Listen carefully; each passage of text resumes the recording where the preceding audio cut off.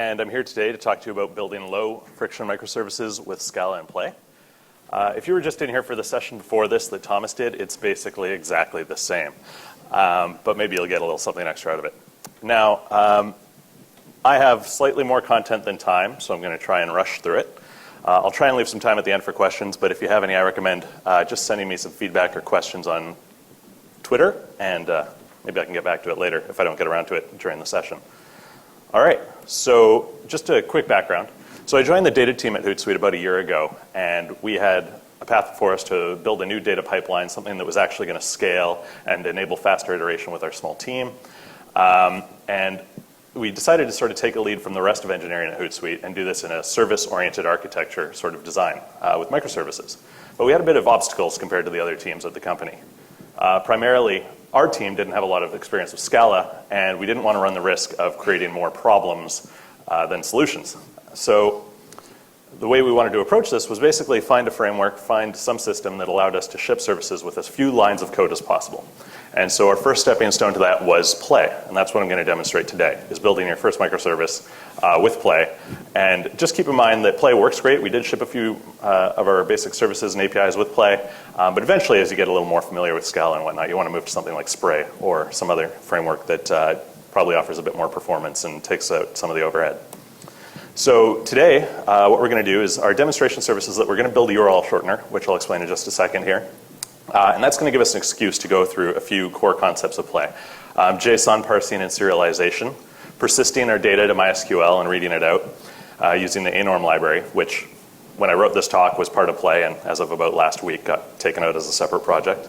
We'll take a very, very brief look at caching, and finally how to compose with other services using the Play web services library. So just briefly, what is a URL shortener? Here's an example. The idea is that you take a long URL, you pass it to a URL shortener, and you get a small short hash. What happens then is you can pass around that shortened URL, give it to a customer or someone else in the company. When they access it, they'll get a 301 redirect back to the longer URL. That's the long and short of it. Okay, so to get started, I didn't want to actually demonstrate the Activator part of this, only because it has a bit of an internet dependency, and we all know how that goes at conferences. So what you use is the Activator command line tool, which you can get from playframework.com, or if you're on a Mac like me, I just use brew install type safe Activator. And then it just has a simple new command followed by your project name, which for us would be URL shortener. And the last argument there is optional, but that's the template it's going to use. For us, it's the Play framework template written in Scala. I've never used any other template, but if you omit that, you'll get a list that you can choose from. Second part here is those are just some dependencies that if you were going to follow along at home, you'd also need. And that's just the anorm library, which, as I said, is now a separate project. And finally, the MySQL JDBC driver. Cool. All right, so let's get into it. If you run that Activator command, you're going to get some code that looks a little bit like this. What this is this is a full server with some basic configuration, just an HTTP server. So to give you an idea of what that means, it's got a little routes configuration file here, which maps the route path to a handler. That handler is implemented in a controllers class. So you've just got index defined here. And it returns some basic content with a template. And we're not going to go into templates for the rest of this, but I just wanted to show what that does. So if I run this application, we should just be able to see that you can take my word for it that if you run that Activator command, it just spits this out as is, and I haven't really changed anything other than adding those dependencies, which we're not using yet. So if I do that, then I should be able to, just find a browser here, hit port 9000, and we'll just see that it displays a page. Now the reason this takes so long is the first time you run it, it actually doesn't compile until you hit the page, but a nice idea about that is that as you make changes, it actually live refreshes your content. So there we go. So it's just a simple HTTP server with some default page. What I wanted to talk about, or what I wanted to demonstrate here is just that if I make a change and then I refresh the page, it automatically recompiles the code, and then we can see that updated text there. And we'll be taking advantage of that quite a bit. So to actually dig into things, let's start changing this to sort of fit our own needs. So the first thing I'll do is I'll tear out this controller code, and we'll add some routes that demonstrate sort of what we want for the URL shortener. So I'll leave in this assets one, but you can safely ignore that. So we're just going to put in two routes here. One is if someone tries to hit some sort of short URL, we'll hit a path that I have not implemented, or we'll hit an action in the controller that I have not implemented yet. Sorry. There we go. And we'll just call that redirect, which will take the hash as an argument. And second, we'll have a simple post endpoint, which lets us actually shorten a URL. Let's see here. There we go. And what that'll do ultimately is we'll post to that endpoint and we'll send it some JSON content with the URL in it. We'll parse that out, shorten it, and return some information about the shortened hash. And those are basically the only two parts you need to any URL shortener. So let's go into the controller and just implement some placeholder handlers for that. So the first one that I wanted was the redirect, which I said took the hash. Now, the nice thing about the controllers with play is you just get to specify your argument types where applicable, and it'll enforce them. So here I'm taking a string, which is pretty liberal, but if I had specified an int, play will take care of the type checking on that and return a bad request if necessary. And then the next step here is that I'm going to use these action.async handlers, or yeah, I'll call it a handler, for my actions. And the difference between that and what was in the default, which was just action, is that these will accept a future and handle the responses asynchronously when the future's resolve. Okay, so to put in some placeholder code, we'll just give it the future it's expecting, which I'll import here. Oops. There we go. And we'll just give it an OK response, and we'll say to do implement redirect. And likewise, I'll just do the same quickly for that shorten handler. Whoops. Oops. There we go. Whatever. Okay, so for shorten, we'll just put that in there and make a note to implement that. And so theoretically, this is enough to sort of demonstrate my new routes. So if I were to try and hit a short URL, let's see. And I expect to get at least 3 compilation errors during this live coding session, so bear with me when they do happen. But hopefully that won't be too disruptive. Okay, so there we go. So we just get the to-do response that we expected, and for the post ones, I'll just demonstrate with curl that you can post to our endpoint, and you just get the simple response of to do implement shorten, and we'll get around to that later. Okay, so going back to the code, the next bit that I wanted to demo was, oh right, we're just going to implement a model. So this is a bit of overhead. It's not telling you much about play, but it's worth it to know that you know, this is going to help us a little bit later. So we'll just create a model to represent this mapping. So this is effectively what this is just a giant store for mappings from a hash to the full version of the URL. And so that's what our case class is going to represent. I'll just get that there. So we're just going to use a case class. We'll give it 2 simple properties, the hash representing the short URL and the full URL, both of which are strings. Great. And so now once we've got that going, we can just start using that model and hard coding some simple values in here. So if someone goes along and they want to redirect to a hash, we'll get, so we'll have to, in the future, we'll update this code to look this up, but for now, we'll just create a short URL with that hash, and I'll hard code in the URL that it redirects to. I don't know, I've got some, whoops, handy here. Let's just see. There we go. And so we'll just use these. All right, there we go. So that's hard coded in there. And then once we get that short URL, we'll actually not want to return an OK response, but instead we'll want to redirect to it.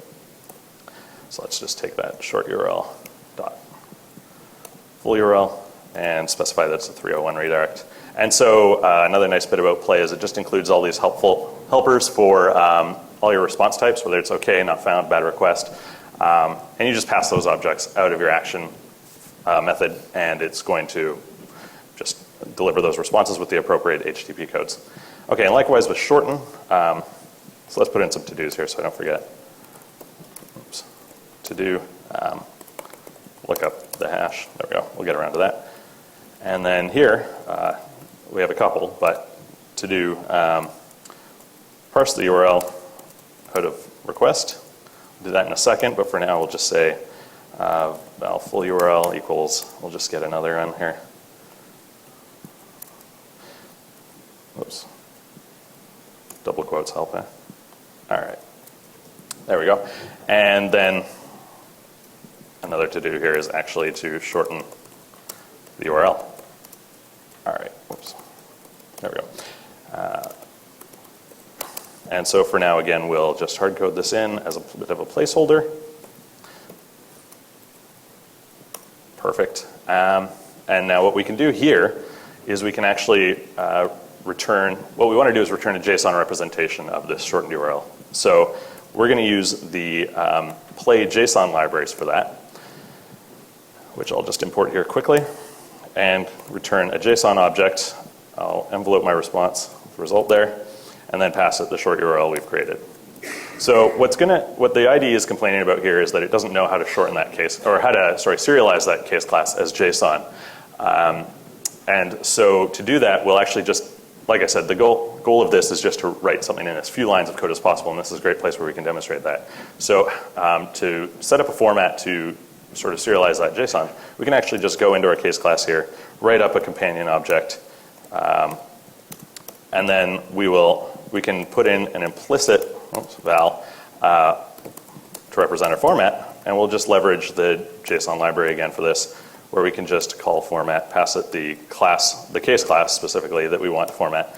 And just by doing that, the JSON API will infer the format of the object we want to return. It'll basically have the same two properties and their values. So we can see that now that I did that, the IDE can figure out the implicit conversion there.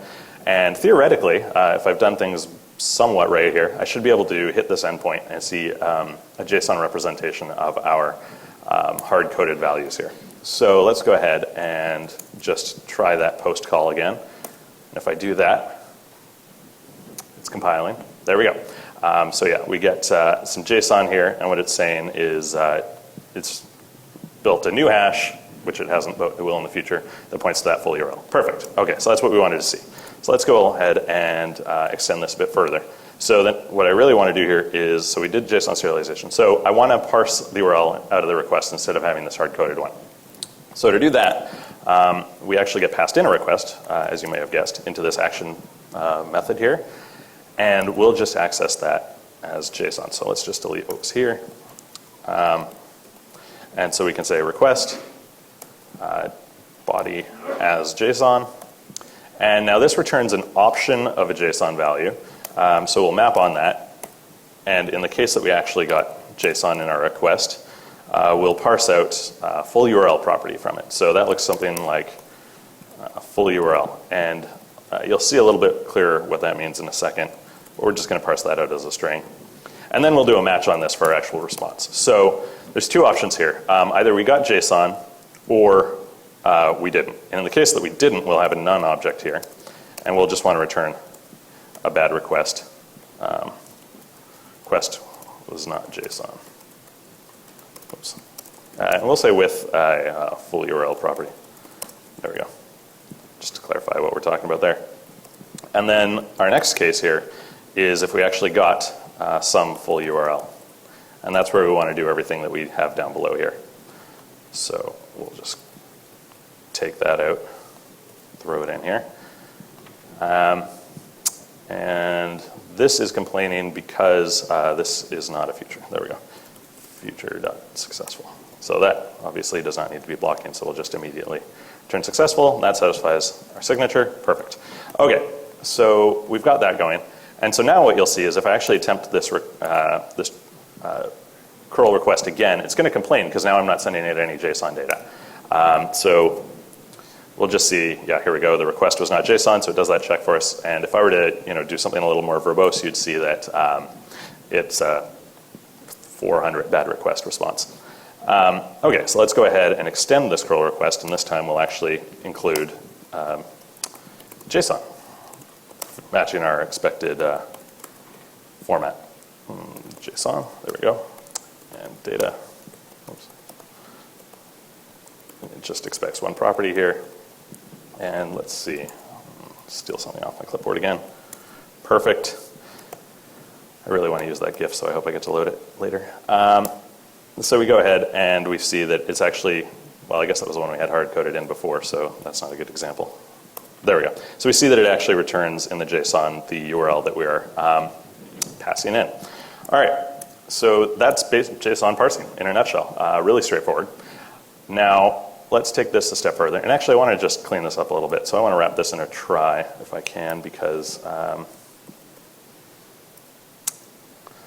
that could fail as well. And we would want to handle it the same way. We'll just turn that into a flat map there. There we go. So if someone sends JSON but it doesn't have the right property, we'll catch that error as well and return the bad request. Okay, so that's JSON parsing. So now there's just a little bit of overhead we have to get to here, and this is the idea that here I've hard-coded a short URL, but we actually want to sort of generate something that changes with each request that comes in. So to do that, I will go into my companion object in my model, and I'll just start writing a little helper function that's going to be shorten. It's going to take a full URL, which is a string. And what that's going to do is that's going to return, we'll think a bit ahead here, a future of a short URL object. Again, I have to import future. And I'm actually also going to import my global execution context, just because that'll bite us a bit later. All right, so let's take that from implicits. There we go. I should save that. All right. And so to actually implement this, we'll go ahead and we'll just actually create a couple more helper functions. So the first one here is just going to be get next ID, which just returns an int. Do that in a sec. And the way I'm going to use that is I'm going to just get an ID out of it. And then with that ID, so that will just have return a unique value. And then I just have some little helper code here, which is going to help me just encode that in base62. So I'll just paste that in. You really don't need to worry about the details of how that works. Uses tail recursion. There we go. Okay, so, but all that is that's a method that takes an integer ID and returns a string version of it, base62 encoded, basically. So the way that works is we go val hash equals hash ID, pass that our ID, and finally we'll return a new short URL object with that, which consists of our newly generated hash and the original full URL that was passed in. Perfect. Okay, so, and it has to be a future, which we're not doing much with yet, so just, oops, again, make it an instant response. And so just to implement this is a very naive solution. It has a few issues, not least of which is a race condition. But we'll just do this for now, and I will address this at the end. Hopefully we have time. So we'll just get our ID here. We'll increment. Again, I'm not explaining this too much. A, because hopefully you can kind of follow along, and B, because it's not too relevant to play. Or microservices for that matter. Okay, so that's just going to get a unique ID for each request. We're going to hash it, then we're going to return a future of our new short URL. So let's just go use this in our controller. And that we want to use just right here. So we'll take that short URL class, we will shorten, and we just want to pass that in, the full URL value that we have here. And like I said, that's going to return a future, so then we can map on that, creating, oops, sorry, we don't need this line. We should implicitly have the short URL object, or not, we should have it passed in, sorry. And then we can take out this future wrapper. There we go. So that just does a little bit of shortening. Again, we're not like persisting anything. It's just quick and dirty. But the idea is that if I hit this endpoint a few times, we should see some different keys come out of that. So if I just go ahead and I run that again, we might get a compilation error. There we go. I knew we'd get one eventually, which gives me a great excuse to just quickly demo how Play handles compilation errors. You can actually hit your endpoints and it'll print it out with full debug, assuming that you're doing a debug build. And what it's complaining about here is simply that, again, I don't have my execution context in the right place, which is in here. So I'll just import the global one. There we go. Now if I were to rebuild this, I think it should work better. Great. And what I actually meant to demo was this curling of the endpoint. And we can see now, let me clean this up a little bit and do that again.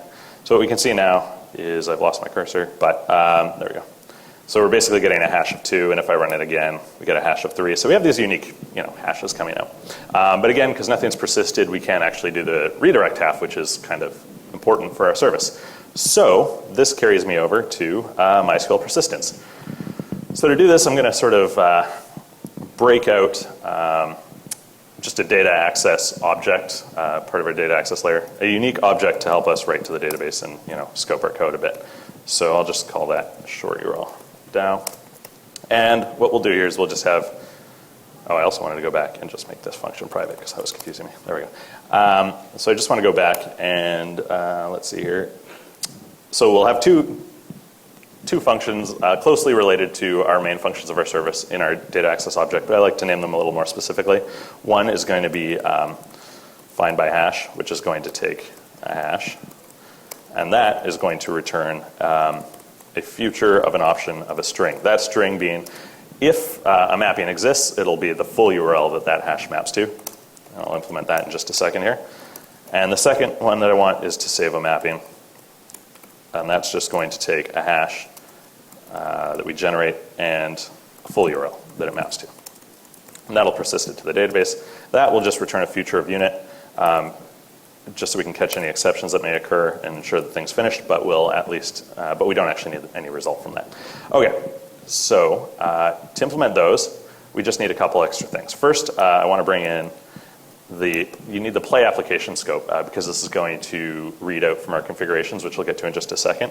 So to do anything with the caching library, the database library, or the web service library, you need to import these implicit application scopes. I don't know. So to do that, we just go play API, play current, and that'll just save us a compile error later.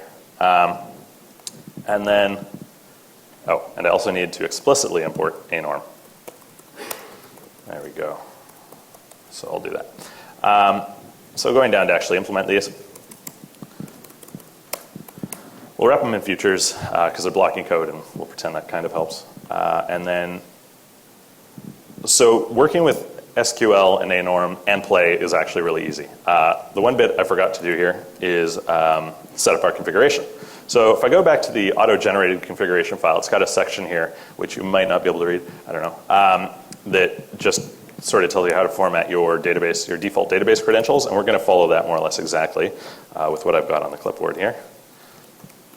And so my configuration is simply going to be, we're going to use the MySQL JDBC driver. I've got a server running locally, specifies the database and some credentials. Once we've got that in the configuration file, then to load up that configuration, all we need to do is reference this DB object out of play API DB. And then we can say with connection.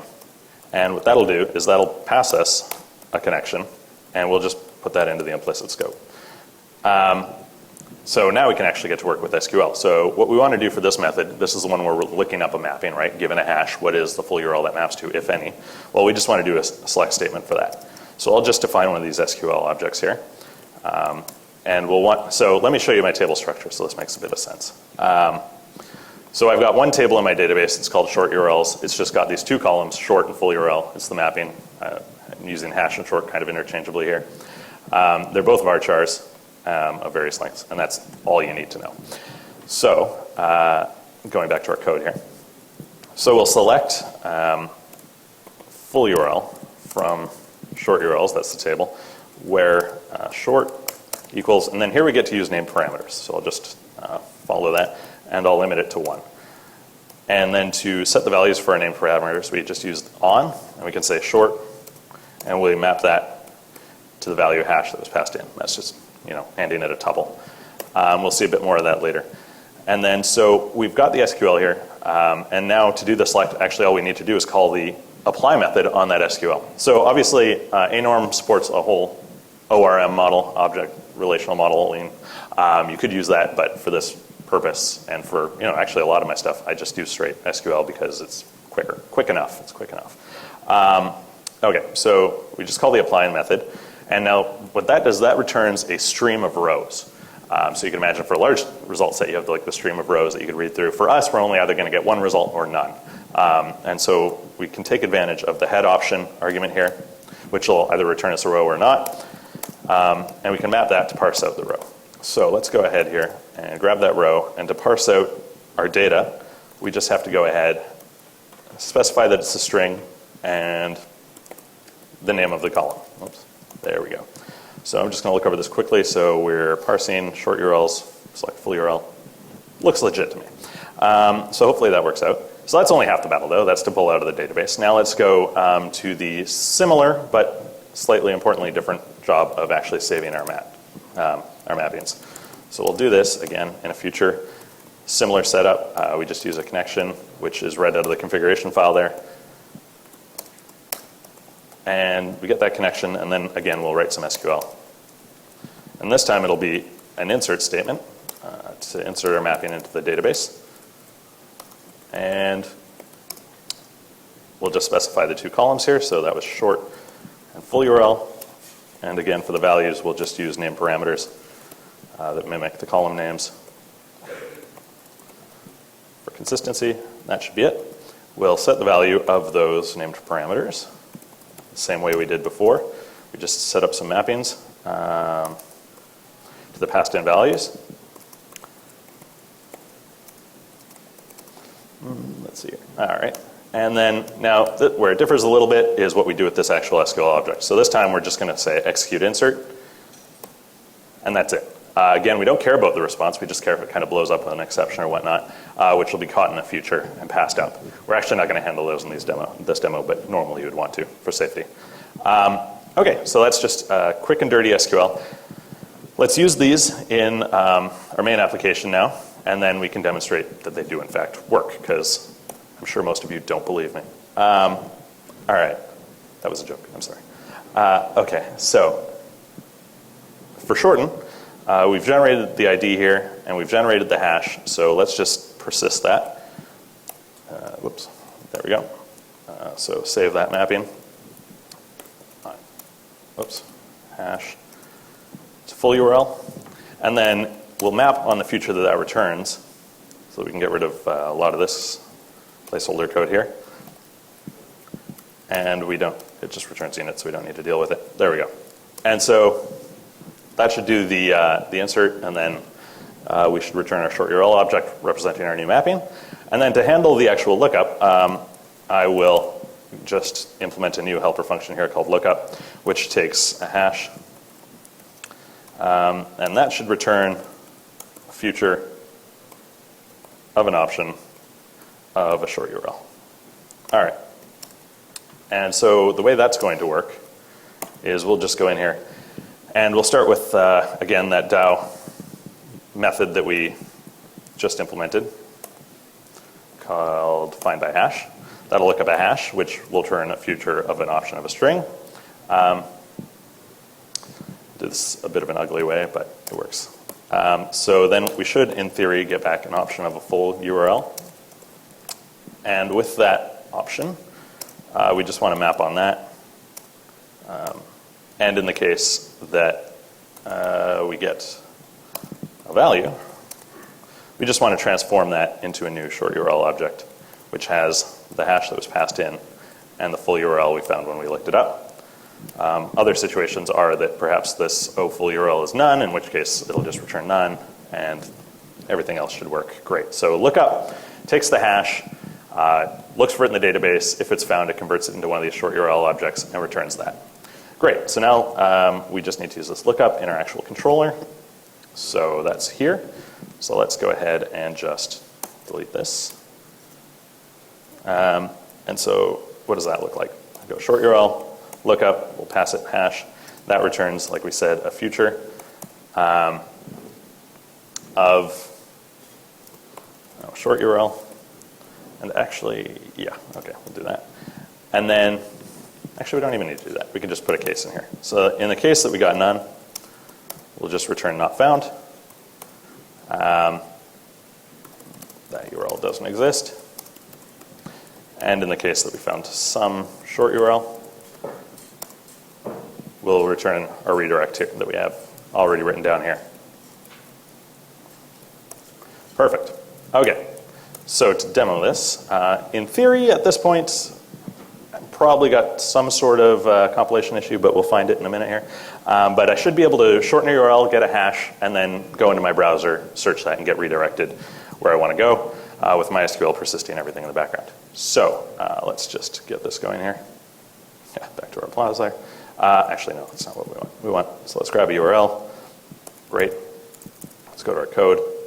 Let's clean that up. There we go. So, well, actually it worked the way it was. Okay, so if we go ahead here, I'm just going to post to shorten this URL. I do that. What kind of a result do we get? There we go. So now it says we should have a mapping for hash 1. Now let's take a quick look at the database. If I refresh the table, there we go. We see the mapping in the database, so the MySQL is working.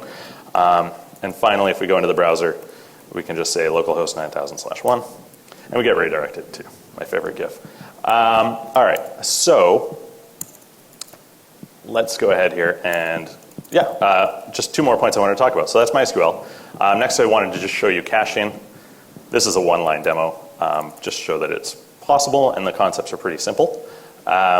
So if we just go into here, let me just import, again, the play application context.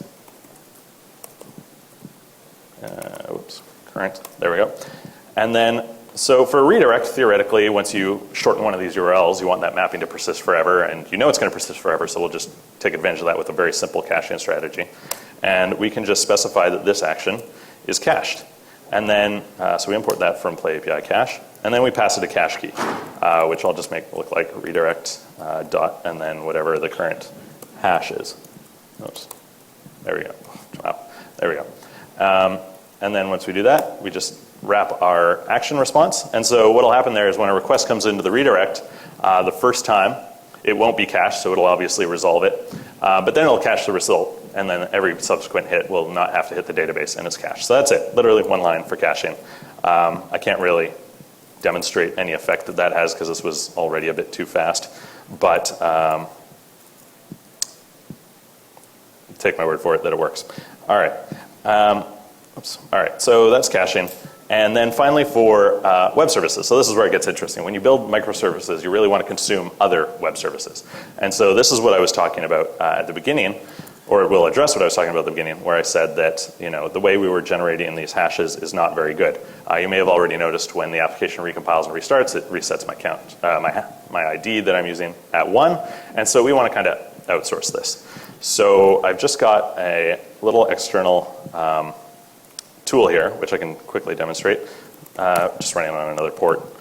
And what it does is it lets me hit an endpoint with a post command. It's on 5. What happens is if I make a request to that endpoint, it'll just return a unique ID, which is 8, and that constantly increments. So that's what we'll use to manage our unique IDs. And that way you can imagine, first of all, it persists the ID we're at if my service restarts, but also it lets me scale horizontally all of a sudden because I can just scale out my microservice horizontally, and that avoids any collisions between different instances of it. All right, so let's just take that URL, copy that, and let's get into our code. So to do this, I'm just going to rewrite this entire function here. It's going to update so that it returns a future of an int. And so the way you work with external web services is using the play web service library. That uses this concept of a request holder, which all I can say is it's sort of a immutable object that lets you build up a request. Ours is very simple, so we won't take too much advantage of that. And but when I say build up a request, I mean like adding query parameters, adding headers, all that sort of thing. We will just hard code this one in, just like so. And that's it. So we get this request holder, and then in our getNextID method here, we can just say, okay, let's use that request holder, and let's post to that endpoint. That will return a future of a response from whatever that web service is. So we can just take that response, and we'll parse out the JSON again, as we did before. So we'll get the response JSON content. We'll parse out the result value, because that's what we're seeing there, and we'll cast that as an int. Not very safe. Again, a bit of a prototype here, but that basically does it. So now we should be going out and grabbing the ID. So the only difference there is I changed our signature, so we return a feature of an int instead of an int. So let's just update our code around that. So now we get this ID object, and let's copy in the rest of this code. And because actually we have two features going on here, I'll make this a flat map. There we go. So we've got some, so now what this shorten method's going to do is it's going to immediately try and get the next ID from that external web service. Whenever that feature resolves, it's going to take that ID, it's going to hash it in base 62. And then we'll save that mapping to the database. Once it's saved to the database, only then will we return the value to the controller, which will return it to the client. But what that means is if I go ahead, and let's just grab another URL here. Yeah, it's a great one. So now if I go ahead, we should see some significantly higher hashes in terms of, oops. Well, basically, sorry, there we go. We'll see some higher hashes with the return value. So let's just go here, paste in our new URL.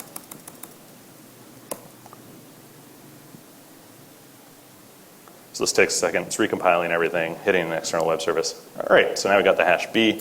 Likewise, if I go look at my database, we should see an entry for B to my new URL. And I'll just quickly demo that.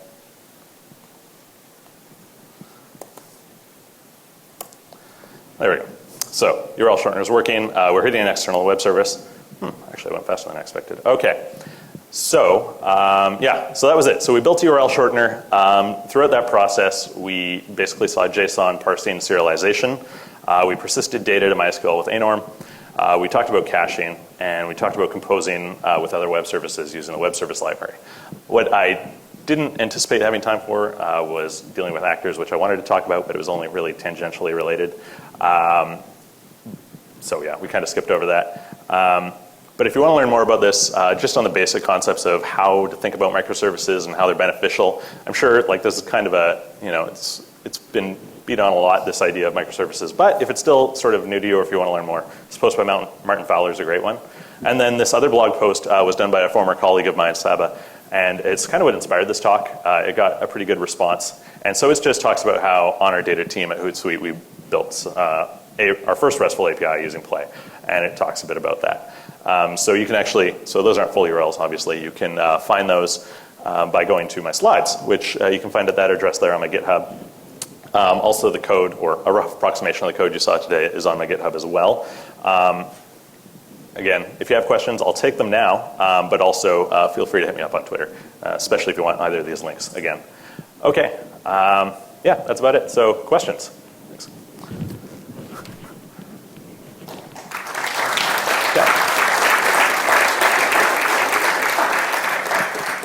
Am I going to like get off easy with no questions? No. Okay. You mentioned at the beginning that you might want to switch at some point to spray IO when you sort of try to play it. So I just want to ask, what are the advantages of that? Right. Okay. So the question was at the beginning when I suggested I might want to use spray when I'm a little more familiar with these things instead of play. What are the advantages to spray? I would summarize it as basically, it's going to be performance. So when I do this, even when I introduce caching and everything, my response time on an endpoint is about 10 to 13 milliseconds, even when I'm hitting it locally. And that's because Play introduces a lot of overhead with things like templating and whatnot, just simply features that we don't use here. So if you're just doing like a JSON REST API, you're going to get far better performance with Spray, which is a little more bare bones.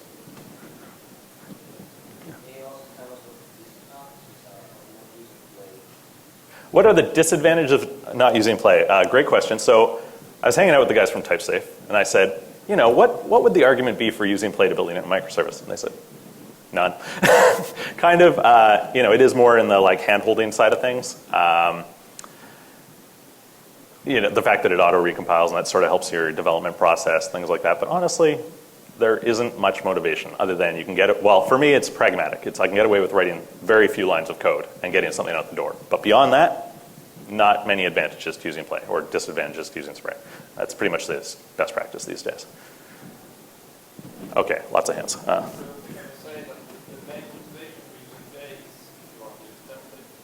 Yeah, definitely. If you want to use templating, you're actually implementing your front end, that is the advantage to play. And it's great for that. I don't think that's really paralleled by much else. Spray can also do that, I've heard, but I imagine it just gets far more complex. Yeah, basically. No templating, no play is maybe what I'd recommend for any sort of serious project. Although there are no disadvantages to play, if it's like something with low traffic or whatnot. I found it works great.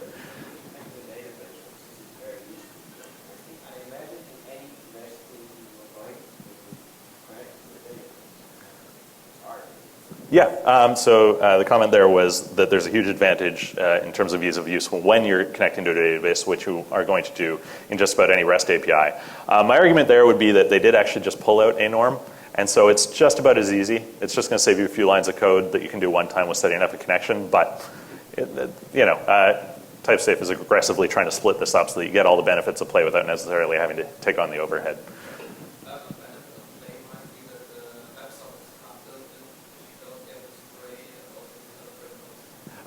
Yeah, so the suggestion there is that a benefit of play is that WebSockets come built in. And I'm actually not too familiar with that part. I believe it's true, but I also believe, again, TypeSafe is trying to split that out, move it into Spray, that sort of stuff. So that advantage is going to be lost pretty soon. Can you use the web service library without play? No. I'm not sure if that's wrapping a different library, which you could use. I haven't seen anything to that effect. So as far as I can tell, at this point, you still need play for that. Hopefully that won't be the case too long into the future. Sorry.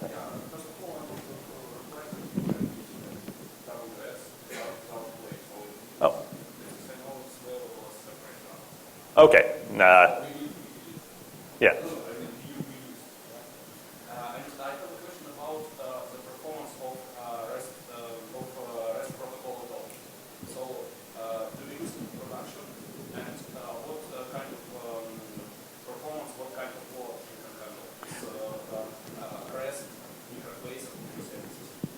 Okay, great. So first we'll cover your first point there, which was I was wrong. You can use the WS library separately, apparently. So check that out. Second, the actual question was about the performance of just a REST API sort of in general. Do we use it in in production, and what sort of performance do we see there? We actually don't use REST APIs in production in any use case that sees load. We actually took a slightly different route at Hootsuite, and we use ZeroMQ instead of HTTP REST. That said, just from like little things like this, like I said, with play, you can see response times around 11 seconds, even with a database hit. And then you could probably do a little better by going to Spray. But depending on what you're going for, you may want to go with something else. I wouldn't necessarily recommend ZeroMQ, but maybe something like Thrift or any number of other protocols that could go in between other than HTTP. Does that answer the question? Yeah. Okay. We can also connect the comparison between play and Spray. We also try both one from the performance point of view. And even if you use just play and HTTP without any business logic, but use people-like connection, play a little bit slower than Spray. Spray handles about 10. I looked at the interactive was 100,000 per second, but play maybe 80,000. Okay. So it's 20%. Okay, so some real world experience there. They compared play to Spray. Play got about 100,000 requests per second, handled that. Spray handled about 100,000 per second. Play only got about 80,000. Yeah, okay, cool. All right, so that's probably about it. Thank you very much.